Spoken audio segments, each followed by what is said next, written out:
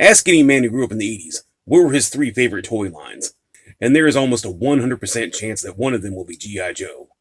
The other 2 will probably be Transformers and Masters of the Universe. Although the toy line has been around since the mid-60s, the 80s was the decade where G.I. Joe attained its juggernaut status. It grew from a handful of generic soldiers and adventurers to literally hundreds and hundreds of unique characters, vehicles, and playsets. And unlike its predecessor, this incarnation of the Joes was backed up by a rich and compelling mythology, played out in comic books, novels, video games, 2 animated television series, and a feature-length animated movie. And that's where Joe fans were left wanting. As much as we love the media bombardment that was the G.I. Joe franchise, one question always lingered in the back of our minds. When will they make a live-action movie? Well, in 2009, Hasbro finally heard our long lament. And now fans fully understand the meaning behind the phrase, "Be careful what you wish for."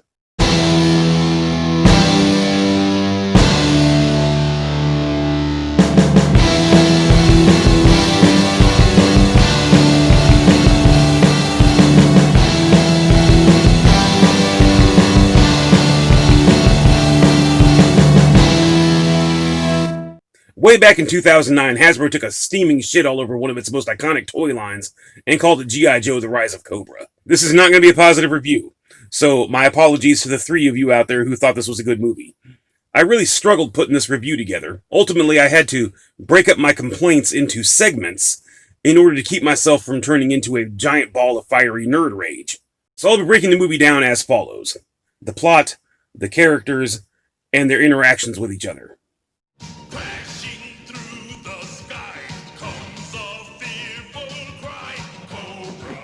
There's a thing. Cobra wants the thing.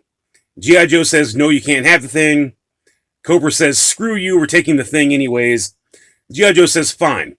We'll settle this with an underwhelming battle filled with shitty CGI and vague representations of mediocre vehicles from the toy line. Yeah, I kind of sped through that. Because I don't care. It doesn't matter. This is a G.I. Joe movie. We came here to see G.I. Joe. And if you don't get the characters right, the movie itself doesn't matter. And to that end, crashing through the sky comes a fearful cry, Cobra. First up, General Hawk.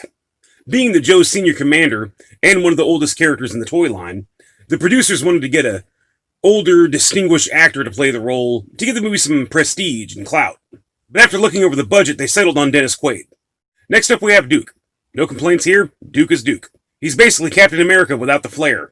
And I do agree with having Channing Tatum play the part, seeing as they're both brainless lumps of plastic molded to look like a muscular blonde guy. Then we have Scarlet. Hasbro hit all the checkpoints here. Attractive redhead, check. Crossbow, check. Really hard to screw that up. But they did! It's coming, just wait. Next we have Roadblock, and this is where my real problems with the characters begin. Now this is a very accurate on-screen portrayal of Roadblock. So what's my problem? This isn't Roadblock! This is Heavy Duty! Seriously? This is Heavy Duty in the toy line. This is Heavy Duty in the movie. What the fuck, Hasbro? And then we have Breaker. Normally it is irritating when they reimagine a character. In the comics and the cartoon, Breaker was just your typical American soldier. In the movie, for some reason, they decided to make him French. What are you, French North African? Morocco. Where were you born? Whatever, Frenchie. But that doesn't bother me. What bothers me is the beard. Joe characters were known for their iconic beards. But for whatever reason, they decided to take him from Opie to Juice. Moving on. Snake Eyes.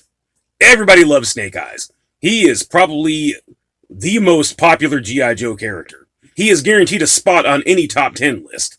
And they struck gold here. They got Ray Park to play him. Of course, who other than Darth Maul could pull this off? But of course Hasbro looked him over and said, holy shit guys, this character's perfect. We have to fuck him up somehow. So they gave him molded lips.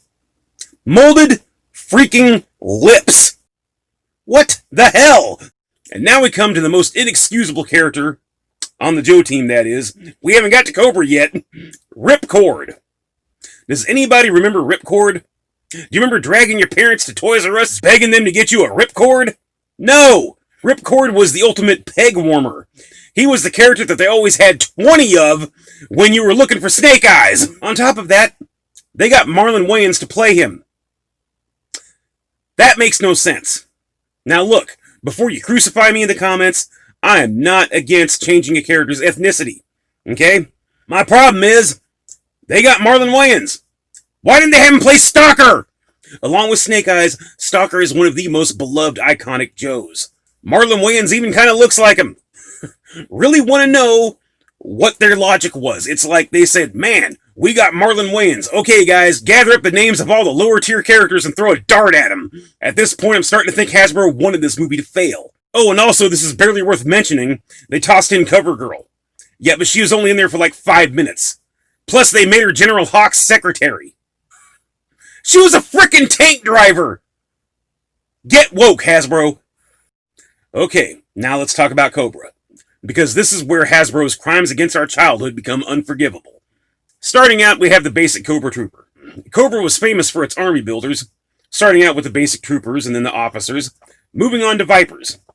And then the Vipers branched out into their own specialty units, like the Tele Viper, the Techno Viper, the Alley Viper, the Heat Viper, the Window Viper. The Viper. I've come to wipe your windows. So in this movie, we have the Neo Viper. Okay. Neo means new, so these are new Vipers, but it's G.I. Joe, the Rise of Cobra, meaning this is like Cobra's origin, so why would you call them new Vipers? There weren't any Vipers before, they would just be... Never mind, I need a fucking drink to finish this. Now on to the main Cobras. First up, Storm Shadow. Nailed it. Honestly, cannot complain. The only thing that would have been better is if they got Bruce Lee to play him. But he's dead, so that's asking a lot. Okay, the Baroness. Visually, perfect. Spot on. She looked great. I saw her in the trailer and I was like, damn, this is going to be good. I was so wrong. First off, she's the Baroness. She's this mysterious exotic person. She has this indistinguishable accent. We don't know where she's from. Once again, Cobra Commander's plans have gone awry. We really don't know a whole lot about her. That's what made her so appealing in the cartoon. But in the movie, she's portrayed like one of the cast members from the OC. Now you have to admit, you had that coming. Then we have the Master of Disguise, Zartan. I love Zartan. He was one of the coolest characters. This is not Zartan. This is somebody's dad on his way to a barbecue. Spent the whole movie waiting for him to rip the mask off and reveal his true face, but nope, this is what we got. This thrift store Nicolas Cage. And now on to Destro. This is just terrible, okay? The fact that they got the Ninth Doctor to play him did nothing to save this character. True Joe fans know the reason that Destro wears his mask. It's a family tradition to honor one of their ancestors who was forced to wear an iron mask back in the day. He was forced to wear a mask over his face for the rest of his life. His descendants were so angered that they vowed to fight the forces of law and order forever. We shall all wear masks until law is sacrificed upon the altar of history. For some stupid reason, they even acknowledge this in the beginning of the movie. And I say it's stupid because later on in the movie, the reason he wears the mask is because he got disfigured. I don't know what the hell it is with Hollywood, but there is just some mandate that, you know, you can't wear a mask unless your face is completely messed up. I've finally taken my place in the long line of McCullens. James. That's not how it happened, you dumbo-eared prick. And now we come to the worst part of this whole shit show, and it's a double feature. I have to combine the last two characters because the movie tried to bamboozle us with a mislead. We have this mysterious character known simply as the Doctor. Near as I can tell, I say that because they didn't fool me at all, but I think they wanted us to think that this was Dr. Mindbender. But nope, this is Dr. Mindbender. This guy right here. That is just inexcusably lazy. That's like, you know, oh man, we got to use that Mindbender name on something, hey, that homeless guy that's sleeping on the back lot, just throw a lab coat on him and we'll call him Dr. Mindbender. I mean, how hard would it have been to at least find a guy who's bald with a mustache? So, who's the Doctor? Shut up, Eccleston. Well, he's Cobra Commander, of course. Of course, they don't give him his iconic helmet and faceplate, or his much cooler hood. Nope, they took his lame Robo Cobra Commander variant and gave us an even lamer variant of that.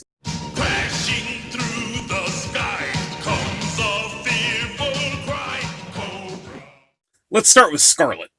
In the cartoon, and even more so in the comics, Scarlet is one of the most strongest, intelligent, capable female characters ever portrayed in modern media. She is a true badass through and through. Now, in the cartoon, she was romantically linked to Duke, and from a marketing perspective, I get that.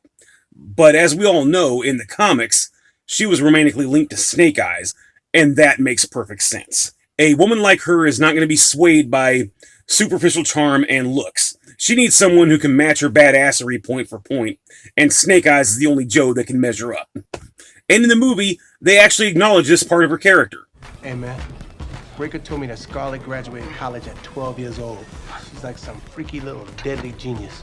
Except that they make her the love interest of Ripcord, whose superficial charm and good looks are the only thing it takes to activate the runway lights to her mattress. This would be like if they did a remake of Empire Strikes Back and made Princess Leia the love interest of Major Durlin. And then we come to the Baroness, and Destro, and Duke, and Cobra Commander. I know, that's a lot. It's about to get complicated, so pay attention. In the comics and the cartoon, the Baroness was romantically involved with Destro. We loved their relationship. They were like Bonnie and Clyde if they were supervillains. In the movie, the Baroness was at one time engaged to Duke. Also, her brother is Cobra Commander. Cobra Commander served in the army with Duke. Duke thought he was killed on a mission, but nope, he lived. And he went on to develop some mind control serum, which he used on his sister to make her dye her hair and turn evil. And there's like 10 things wrong with this, okay? First off, getting blown up doesn't automatically turn you into a mad scientist, okay? Well, that's all the explanation we get in this movie. Absolutely nothing to indicate what led little bro to turn evil. Well, my face is disfigured, I guess I'm evil now. And the whole mind control thing just makes her current relationship with Destro disgusting. Hasbro, you took something beautiful and you killed it. Look, in a basic good versus evil story, you don't need some complicated, overly drawn-out explanation as to why the characters are at odds with each other. Lex Luthor is evil. He does evil shit. Superman is good. He tries to stop him. That is all the explanation you need. You don't need some bloated backstory about them having been friends in Smallville that goes on 9 seasons longer than it should have. Same thing with the Joes. The Joes are good, Cobras are bad. Just sit back and watch them throw bullets at each other. But this is no longer an action movie, it's a goddamn soap opera. Last time on All My Serpents, Duke was surprised to learn that the mysterious person known as the Doctor is actually his old army buddy and brother to his former fiancée, the Baroness. Meanwhile, Ripcord and Scarlet continue their relationship despite any chemistry, and the mystery behind Snake Eyes' lips continues unabated. So in conclusion, I hate this movie. Flames on the side of my face. It is the victim of the classic Hollywood reimagining, which is just a code word for, we don't understand this, so we're just going to change everything so that way we don't have to make any effort to try and understand it. Hasbro, fans of G.I. Joe are middle-aged now. We don't want new and different, okay? We get new and different every day. Back pain, that's new. Murder hornets, that's different. What we want is old and familiar. We want to return to that magical time where M16 shot lasers and explosions had zero lethal effect. Well, I think I've said all that needs to be said about this flaming sack of dog shit. Just want to give a huge shout out to Hooded Cobra Commander 788 for allowing me to participate in Cobra Convergence 5. This has been a lot of fun. Thanks for watching, and I'll see you in the next one.